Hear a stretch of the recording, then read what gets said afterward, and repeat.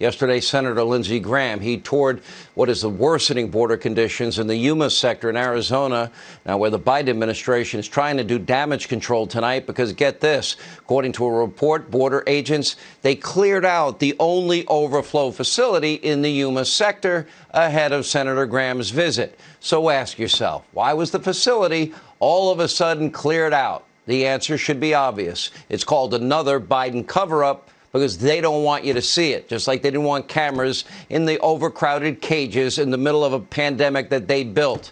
And where did the illegal immigrants inside the facility go to? Did they get COVID tested? Did they get the vaccine mandate? Or were they dispersed to the rest of the country and released into the interior of the U.S.? Did they do anything? Did they impose any of the health mandates that they're imposing on you on them? Anyway, the Biden open borders agenda doesn't stop there, as failed DHS Secretary Mayorkas has ordered ICE to immediately stop any mass worksite deportation raid in the administration's latest efforts to gut and handcuff ICE. Here with reaction, Senator Lindsey Graham. How convenient that you're headed to give an honest report to the American people, the Yuma sector, and they cleaned everything out just before you got there. Sounds a lot like when you and Senator Cruz and others went to see the Biden cages in Texas. Well, let me tell you what I saw. One, the Border Patrol would like me to come down every week because they finally get somebody to help them. The Border Patrol, the men and women of the Border Patrol are being asked to do the impossible. They're American patriots. They deserve all of our appreciation and thanks. But they've been abandoned by the Biden administration. There were 5,000 people in this facility made for 500 until I came. When I got there, there was still 1,000. So between October of 2020 and October of this year, 2021, in the Yuma sector alone, there's been a 1,300% increase in illegal crossings. In all of 2020, 8,000 people were apprehended in the Yuma sector. As of the week I went there, as of a couple of days ago, 114,000 people in the Yuma sector alone. What you see in Texas is moving to Arizona, my friend. Let me ask you this, Senator. We're a nation of laws, or we're supposed to be. Our laws are all predicated on that great document known as our Constitution. Joe Biden is not only not enforcing the law, but he's aiding and abetting the law breaking by processing and not even requiring. They're requesting people to show up, not requiring. So my question is, does every other American get to pick and choose what laws they want to obey and not obey? Well, if you really were serious about people coming into the country bringing COVID, you know, if you're going to travel from Germany to the United States, you have to be vaccinated and have a negative test.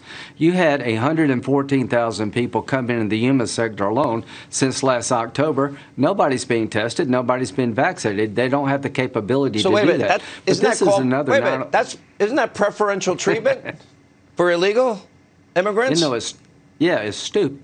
It's dangerous. What I saw that bothers me the most is another 9/11 in the making. There are 80 countries that they pick people up from. There are 2 terrorists from Yemen they caught just a few weeks ago. How easy would it be for an al-Qaeda or ISIS cell to leave Afghanistan and come through the southern border to blend in with this group that Griff was talking about? The Border Patrol is doing the best they can, but they told me that the likelihood of a terrorist attack coming from our southern border grows by the day.